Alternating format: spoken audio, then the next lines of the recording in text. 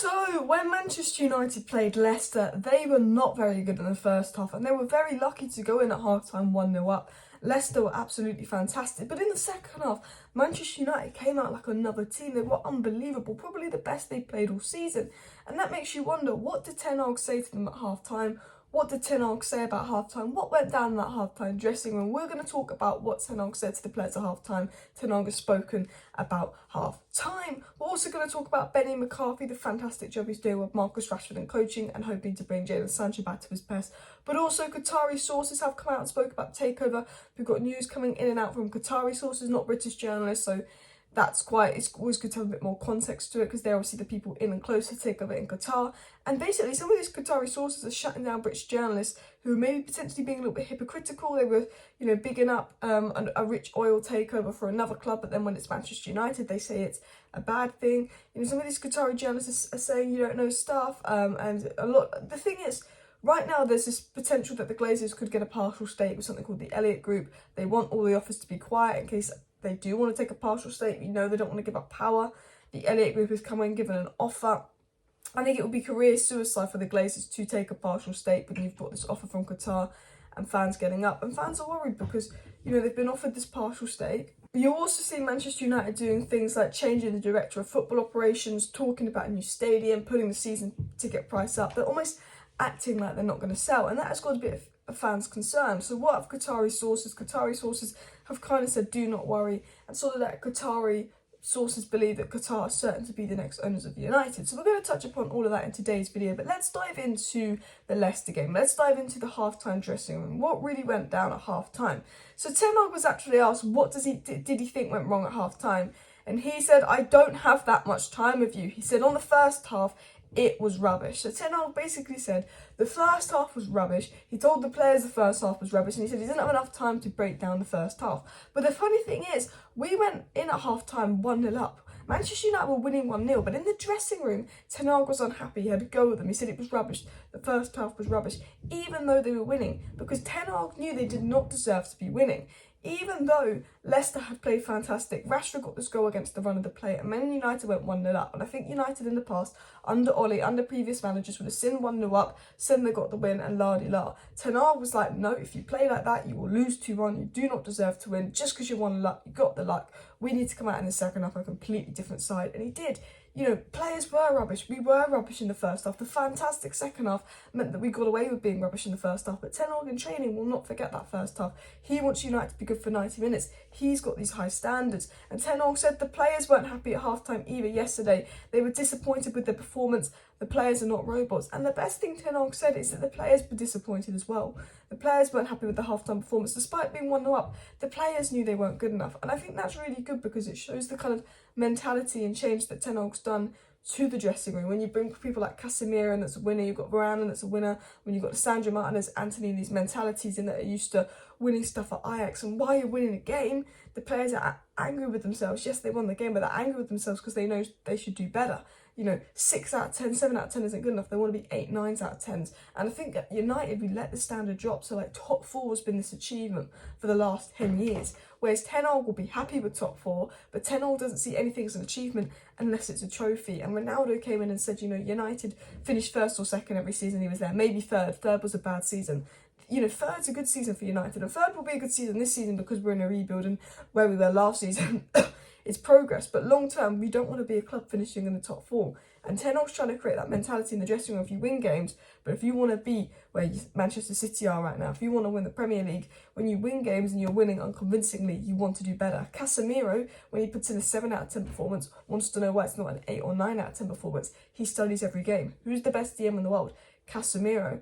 And after every game, he looks at how he could do better. He looks at the 1 or 2 mistakes he's made, even if he's put in a 9 out of 10 performance. And the influence of Casemiro, Ten Hag's winning mentality, we can see he's coming off in the United dressing room. Ten Hag had a go at them at half-time, said they were rubbish, said they were not good enough, but the players knew that. The players were disappointed, and they came out in the second half with a point to prove. And boy, they proved a good point in the second half. And the second half, we had 5 first-team players missing, 5 players that Ten Hag would have played missing, and they played that well. It just shows what they're capable of. And Ten Hag said at the end of the day, we're happy with the result. It was a great performance. When you play every third day, you can't always get your same performance. Today was tough. And Ten Hag said at the end of the day, it was a poor first half, fantastic second half. We're gassed with the result. You win 3-0, we're absolutely happy. Second half was fantastic. Ten Hag's not going to be mad. He's going to talk to them in training about the first half. But Ten Hag also said, these players play a game every 3 days, because they do. Every 3 days they have a game. They're going to be knackered, and over 90 minutes, to be fair to the players, you can't expect them to be that level. They can be that level for 45 minutes, but over 90 minutes, considering the amount they play, I don't think any player has played more games than Bruno in Europe this season. You can't expect them to be potentially to that level. But I want to talk about the Qatar news. But before I talk about the Qatar news, I want to talk about Benni McCarthy. Now, he came in as a coach for United, and he's a striker coach. He's worked very closely with Rashford. Basically, everyone at United loves him. He speaks multiple languages, and he's now hoping to get Sancho back to his best. And Sancho reportedly has asked to do one-on-one sessions with Benni McCarthy after spending time away from the club. And reportedly, one-on-one sessions with Benni McCarthy have allowed Marcus Rashford to become a more confident and direct striker. He also improved Rashford's heading game, and Rashford spoke about Benni McCarthy and said that he definitely helped me a lot. To have an attacking-minded coach is good for us. He's always there speaking to us about these things. So one of the reasons Rashford got back to his best was obviously not just Rashford, but Benni McCarthy, Ten Hag, the coaching at United. Ten Hag actually brought in good coaches at United. They're improving players. I felt like over the last few years, United's coaching staff was significantly poor. They weren't improving players. And Benni McCarthy is very highly rated by the players. Last year we had leaks coming out saying the coaches weren't good enough and the players didn't rate the coaches, and they were questioning them. This year we've got stories coming out that Sancho wants to work one-on-one with Benni McCarthy, how he's improved Rashford and all of that. It just shows the progress, not only in the mentality we've seen, 1-0 up and they were still disappointed. There's progress in mentality, there's progress in performance on the pitch, and there's obviously progress in attitude. They're not doing leaks, slagging off the coaching. They like the coaching. Ten Hag's almost turned around everything that is wrong. So let's get into the news about the Qatar takeover. I want to get into my favourite bit of news, and then I'm going to get into what Qatari sources have said. It was said the timing of Manchester United's own sale process has privately been acknowledged as a hindrance to Liverpool. Heads were turned, the spotlight was taken away. Now, Liverpool did have a few offers. It was reported that Qatar were originally going to buy Liverpool, and Qatari sources confirmed they were going to get Liverpool until United was for sale, and then Liverpool were messing about. But Liverpool were for sale. Liverpool have announced they're no longer for sale, and apparently a big part of this is because United announced they're for sale just a couple of weeks after Liverpool, and it really kind of hindered the offers they got. Most people are focused on United. They didn't get a whole lot of offers, which I think Liverpool is better value for money. They don't have the debt, but I think as a long-term project with the pure size of United, if you've got the money, you're going to pick United over Liverpool. And the Liverpool sale, it looks off. It looks like it's not going to happen because Qatar are focused on United. And I have to say that is music to my ears. That's music to my ears, because they were always making jokes about the Glazers wearing their Glazer masks. And if we get new owners and they don't, fantastic. Obviously, we might not get new owners. There is I don't trust the Glazers. They could take a partial stake. I think they would be stupid too, because Man United's value is the highest it's been. You've got crazy bids from Qatar, but they could be greasy and take a partial stake, and we could still keep the Glazers. But I'm still confident because of sources coming out from Qatar. So obviously one of the Qatari journalists, Mohammed, came out, he's the one been tweeting a lot and said that Qatar will complete the total acquisition of Manchester United soon. So Qatari sources confident that Qatar will complete the Manchester United deal soon. And another Qatari journalist was interviewed, and the interviewer said, "Is Manchester United Qatari?" And the journalist said it was over after a few birds flew off.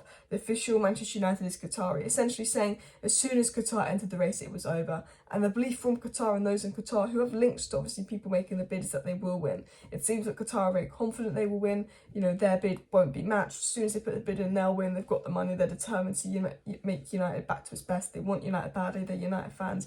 And lots of sources in Qatar are saying, do not worry, United will complete the total acquisition of Qatar soon. And this has come out from Qatari sources. They seem confident in it. Obviously, we do get clickbait by the media, especially the United fan base, where they tell us one thing and it doesn't happen. We've seen it with De Jong. We've seen it with a lot of stories. But, this was the British media clickbaiting us. I don't know what the Qatar media is like. We will learn. But they seem very confident that this deal could potentially happen. And, we'll have to wait and see what happens. There's still a few rounds to go.